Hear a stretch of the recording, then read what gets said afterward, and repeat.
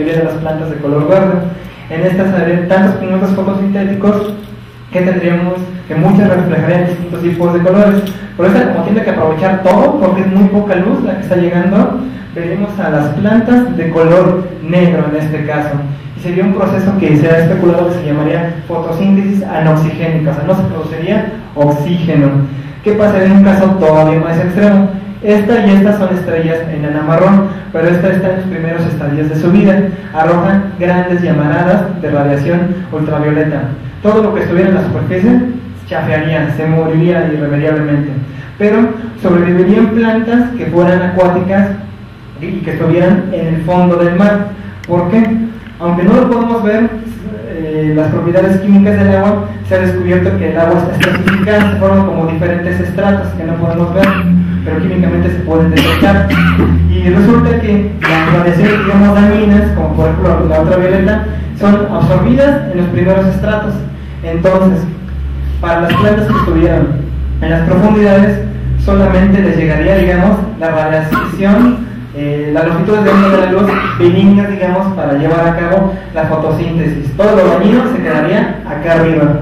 En este caso las plantas serían también de color negro porque aprovecharían todo lo que les pudiera llegar y serían bentónicas, o sea, acuáticas en el fondo de un cuerpo como un lago, el océano, el mar, por ejemplo. Este es un modelo de lo que sabemos sobre cómo serían los tipos de plantas dependiendo del tipo de estrella y lo que sabemos de fotosíntesis.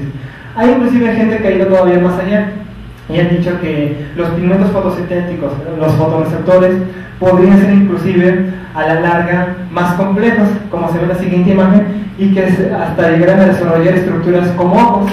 Serían todavía más complejos, recibirían todavía mejor la luz e inclusive podría desarrollarse la fotosíntesis de una manera mucho más efectiva.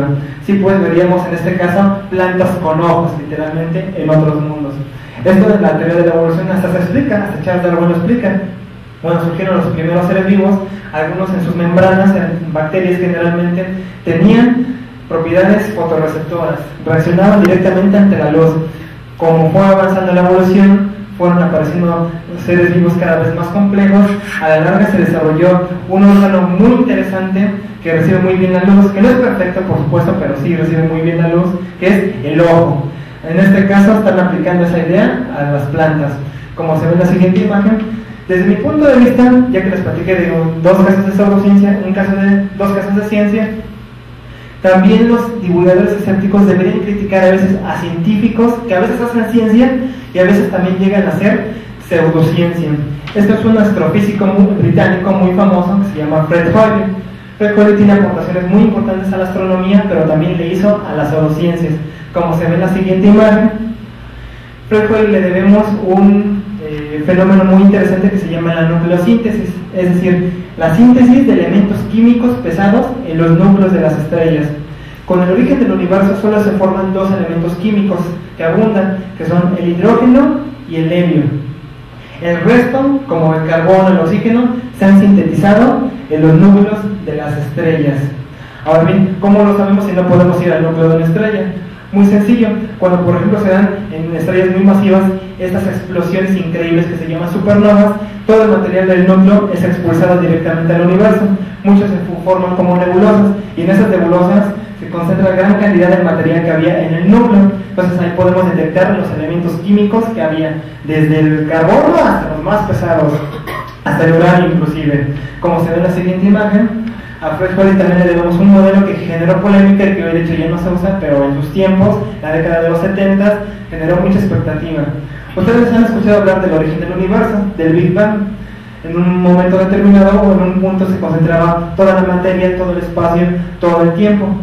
Hace más o menos, según los cálculos, 13.700 millones de años se da una explosión inimaginable que formaría a la larga todas las estrellas, las galaxias, todos los cuerpos que existen en el universo.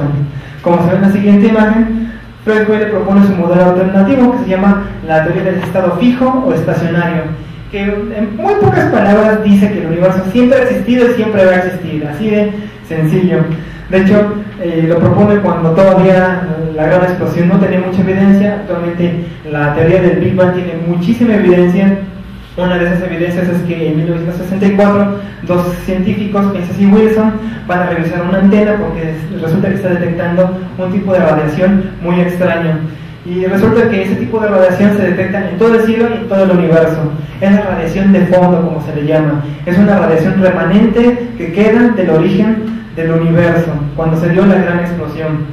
Fred Hoyle, de hecho, se burlaba de la teoría de la gran explosión. Antes no se llamaba el Big Bang, ni siquiera tenía nombre el modelo como tal, y él se burlaba mucho y les decían, ay sí, cómo no, es el Big Bang, o sea, literalmente el gran pedo, y sin querer, se le quedó el nombre de la teoría del Big Bang, el gran pedo, gracias sin querer a Fred Hoyle.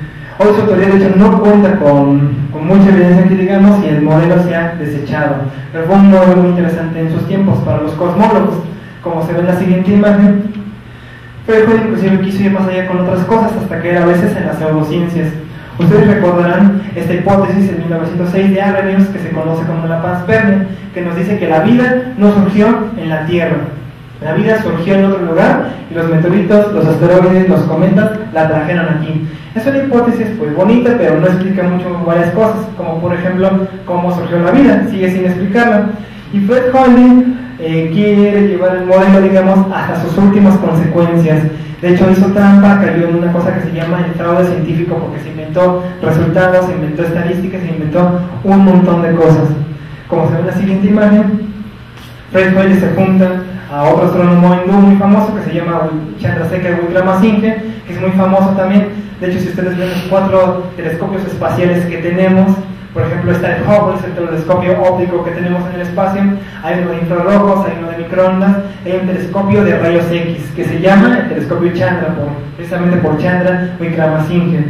Se juntan los dos, escriben varios libros, entre ellos este, que suena muy New Age, Fuerza Vital Cósmica, y tratan de llevar la panspermia hasta unas consecuencias desaforadas, desternillantes. Ellos dicen que la vida de hecho está en todo el universo, y cualquier asteroide, cualquier meteorito, donde sea, hay vida, hay bacterias y hay virus. Muchos de los experimentos que hicieron se los inventaron tal cual. Se armó un debate muy fuerte en la revista Nature en la década de los 80, participaron hasta científicos mexicanos también en el mismo, y se descubrió que lo que decía Fred Hoyle pues prácticamente no aplicaba. Lo que sabemos es que es muy difícil que en los asteroides haya bacterias o haya virus. Virus sabemos que son un tipo de estructuras, que es un debate actualmente todavía si están vivos o no, pero si no han infectado una célula huésped desde unas cuantas horas hasta unas cuantas semanas, prácticamente se mueren los virus. Así de sencillo. Igualmente las bacterias sabemos que producen unas estructuras que se llaman esporas, por un proceso que se llama esporulación, pero se ha estudiado y se ha visto que hay límites para el desarrollo de esporas y para la resistencia de las mismas. Así que en el espacio hay toda una cantidad impresionante de radiaciones por las cuales sería difícil que estos bichos pudieran sobrevivir. Cuando se da la entrada en la Tierra, hay una fricción muy fuerte con la atmósfera y todo lo que entra prácticamente empieza a incendiarse. Por eso, por ejemplo, las partículas de las colas de los cometas, cuando entran a la Tierra, entran en fricción con la atmósfera y se incendian, y las vemos como este fenómeno que son las lluvias de estrellas, tal cual.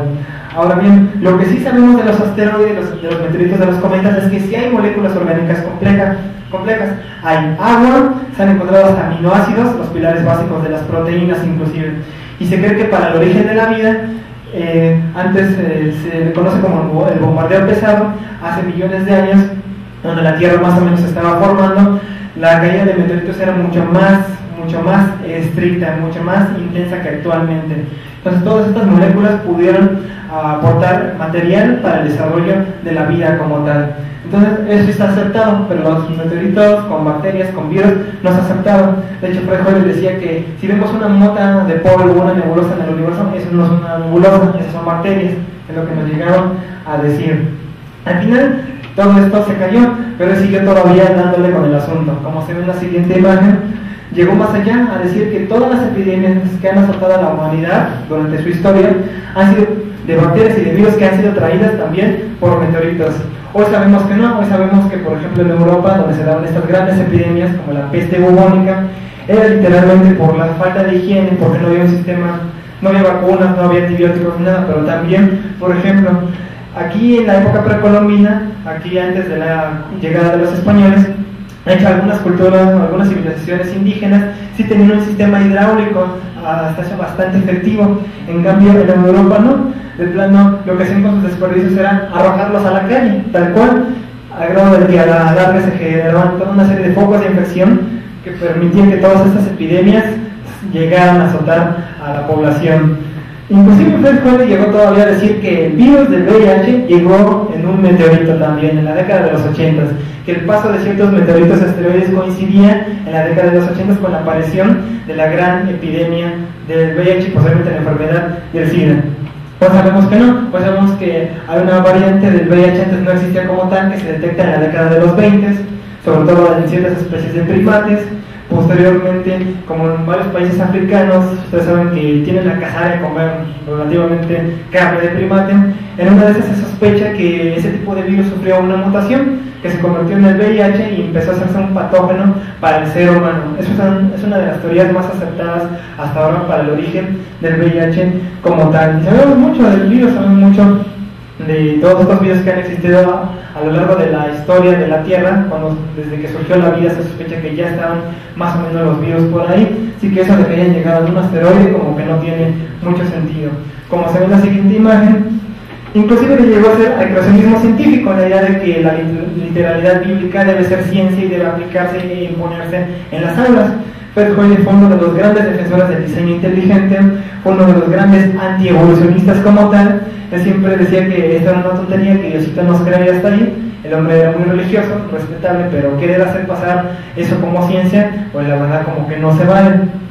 Ustedes habrán visto este fósil muy famoso para los evolucionistas, es el Archaeopteryx, es un dinosaurio emplumado. Hoy, en los modelos evolutivos, la gran sospecha y una de las ideas más aceptadas es que a partir de los reptiles surgieron las aves. De hecho, en las células los genes que codifican a las células que conforman las escamas en los reptiles, si sufren una serie de mutaciones, empiezan a formar plumas. Entonces, es una de nuestras grandes evidencias de que de los reptiles llegaron a aparecer en algún momento en las aves. Y Fred Hoyle se enojaba, era muy gritón y decía que no, que esto era un invento que hicieron unos científicos en un molde y que lo quisieron imponer como una evidencia.